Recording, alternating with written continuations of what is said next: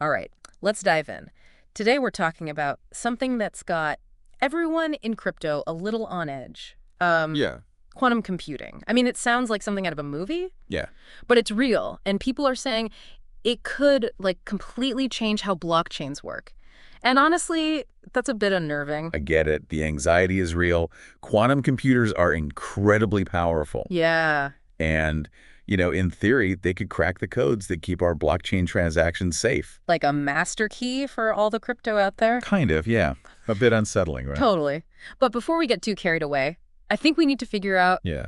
how real is this threat? Are we talking imminent danger, or is this more like a Right. future problem? Yeah, so quantum computers are amazing, but they're not quite ready to crack blockchain codes like that. Okay. Not yet, at least. It's like Yeah. we have the plans for this incredible spaceship. Yep. We're still trying to build the engine. No need to panic and sell all our crypto just yet. Not exactly. But AI is smart to think ahead. And that's where things get really interesting. Okay. Because Solana, a big name in the blockchain world, is claiming to be quantum proof, saying their network Wow. can handle even the strongest quantum attacks. Wait, quantum proof? Is that even possible? What are they doing? Using some kind of alien tech or something? Haha, well, not quite alien tech. But it is really clever. Solana's claim is based on a new thing they've added called Solana Winternitz Vault. So instead of using one private key for all transactions, this system creates a brand new key Whoa! for every single transaction. So every time someone, like, buys a coffee with Solana, Yeah. the system makes a new key? That's a lot of keys. It is, but that's what makes it so hard for quantum computers to hack. Imagine a lock that changes every few seconds. Right. That would be impossible to pick, even with the best tools. Exactly. I see how that could make a difference, but how does it even work? What's the secret behind these always changing keys? The magic ingredient is something called a hash function. It's a little technical, Okay. but basically it's a math process that turns any input Okay. into a unique output, like a fingerprint. I've heard of hashing, but it's always sounded kind of like magic to me. Yeah. Can you give me, like, a real-world example of how this one-way function thingy works? Sure. Think of making a smoothie. Mhm. You throw in all these different ingredients, fruits, veggies, maybe some protein powder. Okay. You blend it all up. You get this tasty smoothie. Yeah. But you can't really separate those ingredients back out. Right. It's all mixed together. Right. So you're saying once you hash something, you can't unhash it. Exactly. That's why hashes are so good for security. Right. We can check info without showing the original data. Right. Okay, I'm with you so far. But how do these magical hashes fit into this whole Winternitz Vault thing? Yeah. And all these changing keys? So when you set up a Winternitz Vault, it uses a hash function to make your first private key. But you don't use that key directly. It's like a seed that grows a whole bunch of temporary keys, and each one is used just once for a specific transaction. Like a master key that creates a bunch of disposable keys. Yeah, that's a great way to put it. And the connection between each key in this chain Okay. is determined by the previous key A and D, that initial hash, making it basically impossible to reverse engineer. This is seriously complex stuff, but it sounds like Solana really thought this through. Like, Yeah. they're not just trying to patch the problem, they're building something that could actually make blockchain future-proof. Yeah, I agree. It's a proactive move that shows Solana is really serious about handling this quantum computing thing. Whether other blockchains will follow their lead, well, that's a whole other question. Yeah, that's a good question. So they're kind of setting a new standard here. Yeah, potentially. It's like they're saying, hey, we're not going to sit around and wait to see what happens with this whole quantum computing thing. Right. We're taking charge and building something that's ready for anything. Bold move. But let's get back to reality for a second. Sure. What does all this mean for the everyday Solana user, someone like me? Should I be moving all my Solana into one of these Winternitz vaults right now? Well, it depends. It's about weighing the risks and the rewards, right? Yeah. Quantum computers, they're not an immediate threat. Mhm. We're still looking at years, maybe even decades, before they could really cause any serious damage. So more of a long-term thing to think about them. Exactly. If you're holding on to your Solana for the long game, like 5, 10, 20 years down the line, Yeah.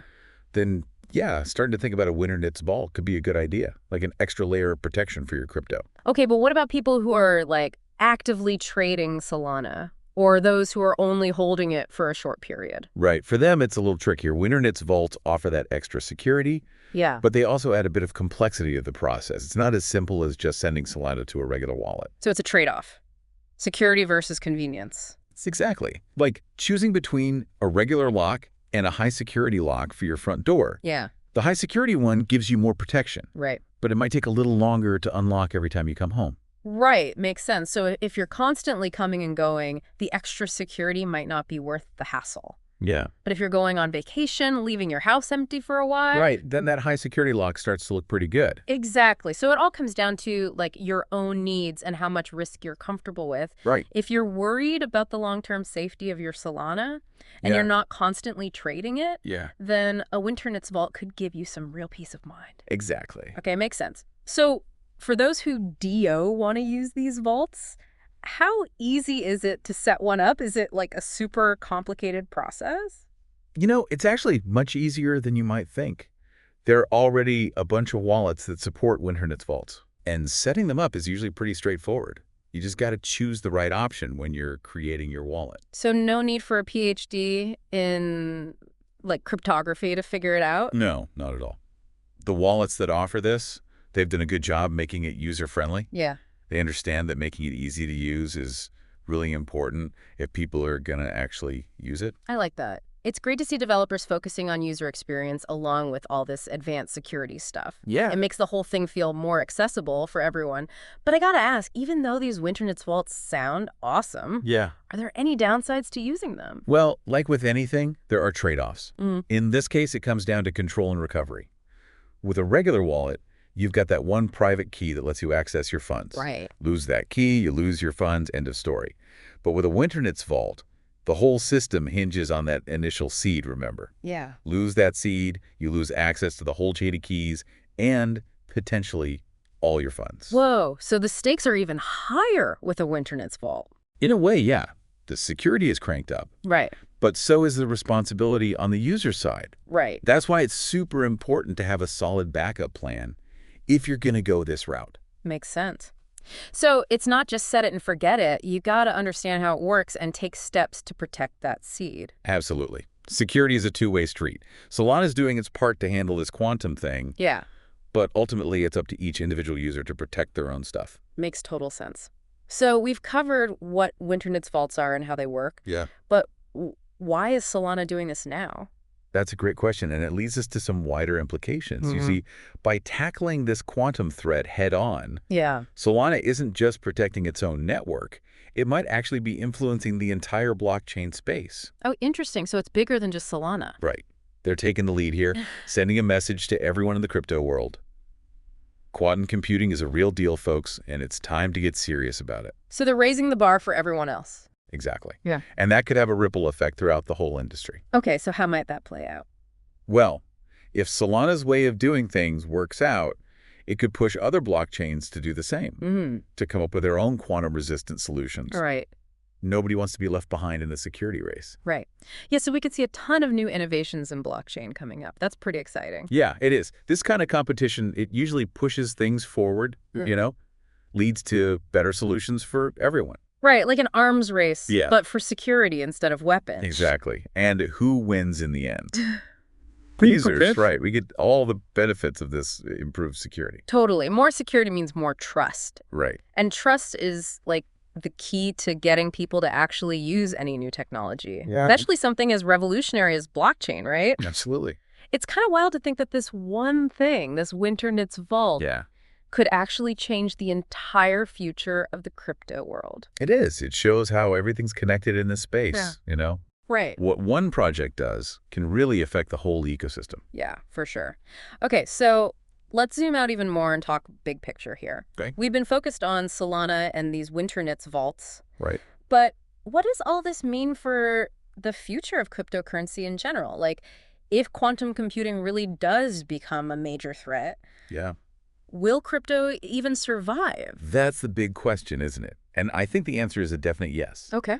Cryptocurrency, it's all about adapting and innovating. Yeah. Right? It's built on this idea of decentralization and community-driven development. So if quantum computing throws a curveball, the crypto community will find a way to hit it out of the park. So it's not if it happens, it's how we deal with it when it happens. Exactly. The solutions we come up with might change over time. Yeah. But those core principles of blockchain, transparency, security, immutability, right. Those are here to stay. That's good to hear. So as we wrap up this deep dive, I want to leave our listeners with one final thought. We've seen that Solana is taking this proactive stance against quantum computing, and it's likely that other blockchain networks will do the same. But what does this mean for you as a crypto holder? It means staying informed and being proactive. Do your own research, understand the potential risks and the opportunities, and make smart decisions about how you manage your crypto.